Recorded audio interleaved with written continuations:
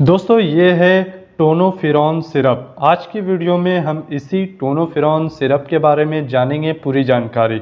जैसे टोनोफिरॉन सिरप में इंग्रेडिएंट क्या है, टोनोफिरॉन सिरप का इंग्रेडिएंट कैसे काम करता है, डॉक्टर टोनोफिरॉन सिरप कब और क्यों लेने की सलाह देते हैं, इसे लेने के फ़ायदे क्या क्या है और टोनोफिरॉन सिरप लेने पर इसका क्या साइड इफ़ेक्ट हो सकता है, ये सब जानकारी आज के इस वीडियो में मैं आपको देने वाला हूं। तो पूरी जानकारी के लिए वीडियो के आखिर तक बने रहिए। दोस्तों वीडियो शुरू करने से पहले हमेशा की तरह मैं आपको बता दूं, मैं ऐसी कोई भी दवा आपको लेने की सलाह नहीं देता हूं। मेरा मकसद आपको सिर्फ जानकारी देने का है। ऐसी अगर कोई दवा आप लेते हो तो ये आपका या आपके डॉक्टर का निर्णय होगा। So hi guys, welcome back to my channel. This is Aamir and you watching health care and medicine. दोस्तों टोनोफिरॉन सिरप की जानकारी के लिए आइए सबसे पहले जानते हैं टोनोफिरॉन सिरप में मौजूद इंग्रेडिएंट के बारे में। और इसके इंग्रेडिएंट के बारे में जाने तो इसमें 3 तरह के इंग्रेडिएंट का इस्तेमाल किया गया है। मतलब इसमें 3 तरह की न्यूट्रिएंट्स का इस्तेमाल किया गया है, जिसमें पहला है आयरन, दूसरा है फॉलिक एसिड और तीसरा है विटामिन B12।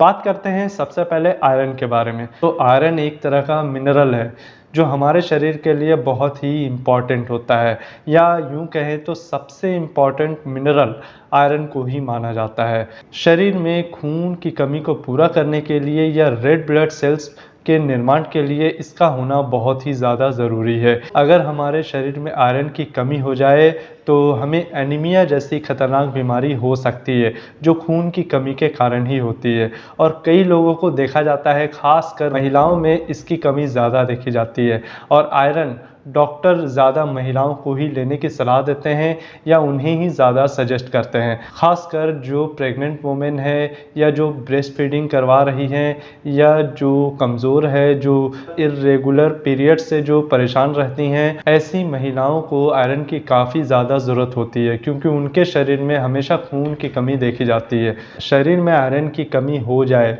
तो महिलाओं में काफ़ी ज़्यादा कमज़ोरी और थकावट देखने को मिल सकता है। थकान लगना, कमज़ोरी लगना या ज़रा से काम करने पर सांस फूलना या चक्कर आने जैसी समस्या, ऐसे सिम्टम्स आयरन की कमी में ही देखने को मिलती है। और अक्सर देखा जाता है कि महिलाओं को ऐसी दवा ज़्यादा सजेस्ट की जाती है। दोस्तों अब आइए आगे बढ़ते हैं और जानते हैं टोनोफिरॉन सिरप का दूसरा इंग्रेडिएंट फॉलिक एसिड के बारे में। फॉलिक एसिड, जिसे विटामिन B9 या फोलेट के नाम से भी जाना जाता है। फॉलिक एसिड हमारे बॉडी में, हमारे शरीर में नए सेल्स, नई कोशिकाएं बनाने का काम करता है और नई कोशिकाओं का निर्माण करने में मदद करता है। फॉलिक एसिड हमारे शरीर के सेल्स को रिपेयर करने में भी मदद करता है और प्रोड्यूस करने में भी मदद करता है। हमारे स्किन सेल्स के लिए, हमारे रेड ब्लड सेल्स के लिए, मतलब हर तरह की कोशिकाओं के लिए फॉलिक एसिड का होना बहुत ही ज़्यादा ज़रूरी होता है। ये हमारे शरीर के ग्रोथ के लिए भी मदद करता है और हमारे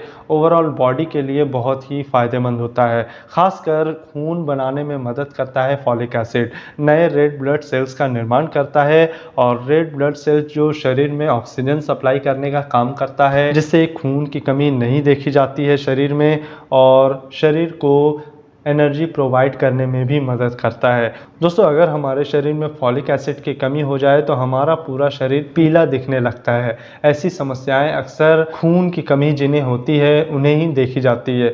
खून की कमी होने पर शरीर पीला जैसा लगना या हाथ पैर में सूजन होने जैसी समस्या होती है। फॉलिक एसिड कोशिकाओं को डिवाइड करने के लिए भी बहुत ज़रूरी होता है, जिससे हमारे शरीर के सभी अंग को अपना काम अच्छे से करने में मदद मिलती है।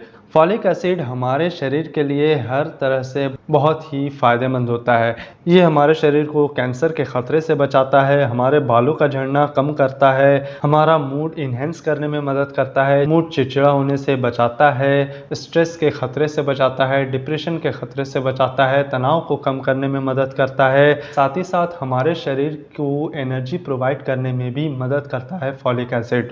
दोस्तों फॉलिक एसिड खासकर गर्भवती महिलाओं के लिए बहुत ही ज़रूरी होता है, क्योंकि गर्भवती महिलाओं में खून की कमी को तो पूरा करता ही है फॉलिक एसिड, साथ ही साथ उनके होने वाले बच्चे की रीढ़ की हड्डी और ब्रेन के डेवलपमेंट में भी मदद करता है, जिससे बच्चे का ग्रोथ अच्छे से हो पाता है और बच्चा हेल्दी होता है और सेहतमंद होता है। फॉलिक एसिड गर्भवती महिलाओं में उसके बच्चे को मेजर बर्थ डिफेक्ट होने से भी बचाता है और बच्चे का वज़न सामान्य रखने में भी मदद करता है। मतलब प्रेग्नेंट वुमेन अगर फॉलिक एसिड का सेवन ना करे तो बच्चा कमज़ोर होता है या फिर बच्चे का वज़न काफ़ी कम होता है। दोस्तों, गर्भावस्था के दौरान फॉलिक एसिड लेने से गर्भवती महिलाओं को मेगालोब्लास्टिक एनीमिया से बचाया जा सकता है। मेगालोब्लास्टिक एनीमिया होने पर खून की कमी काफ़ी ज़्यादा देखने को मिलती है। रेड ब्लड सेल्स का साइज़ नॉर्मल से बड़ा होने लगता है और इससे गर्भवती महिलाओं में बहुत ही ज़्यादा परेशानी देखने को मिलती है, बहुत सारी प्रॉब्लम होने का खतरा होता है। फॉलिक एसिड गर्भवती महिलाओं के लिए और उनके होने वाले बच्चे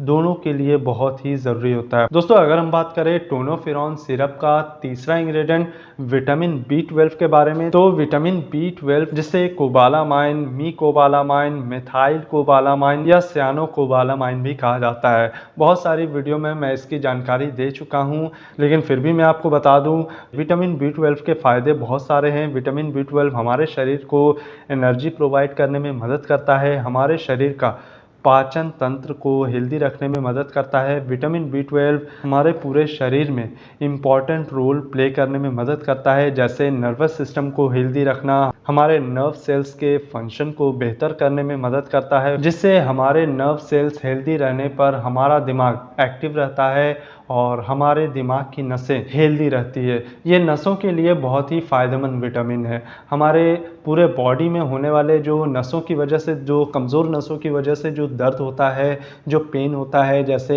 हाथ पैर में झनझनी हो रही है, हाथों और पैरों का सुन्न पड़ जाने जैसी समस्या होती है, तो ऐसी समस्याओं में डॉक्टर विटामिन B12 लेने की सलाह देते हैं। विटामिन B12 ब्रेन केमिकल को बढ़ाता है, जिससे मूड इन्हेंस होता है और हमें डिप्रेशन जैसी बीमारी का खतरा कम हो जाता है। Vitamin B12 red blood cells को प्रोड्यूस करने में भी मदद करता है, खून की कमी को पूरा करता है, रेड ब्लड सेल्स बनाता है और एनीमिया जैसी बीमारी के खतरे से भी बचाता है। विटामिन B12 सिर्फ शरीर में खून की कमी को पूरा करने के लिए नहीं है, ये इसके बहुत सारे फ़ायदे होते हैं।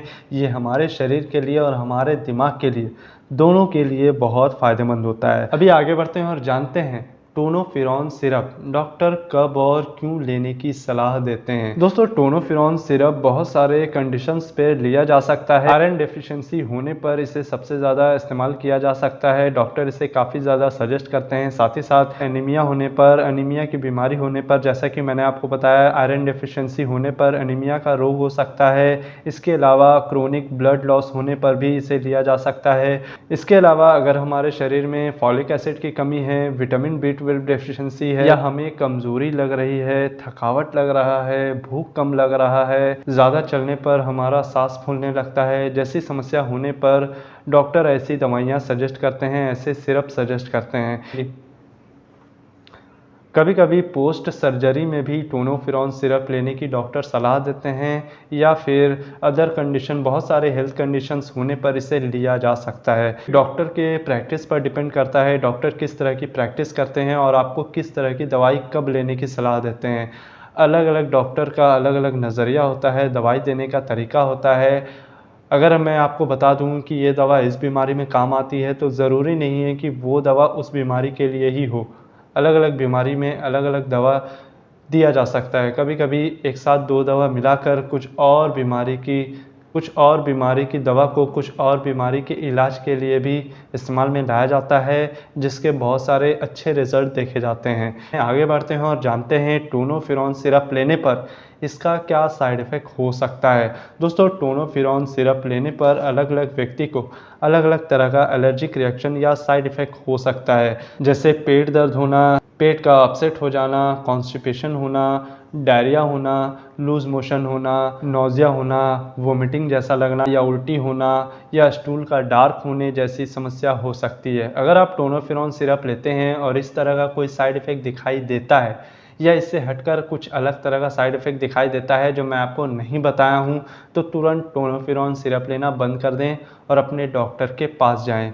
तो दोस्तों, ये तो था टोनोफिरॉन सिरप के बारे में जानकारी। आपको मेरी ये जानकारी कैसी लगी प्लीज़ कमेंट करके ज़रूर बताएं। वीडियो अच्छी लगी हो तो लाइक करिए, शेयर करिए और चैनल को सब्सक्राइब जरूर करिए।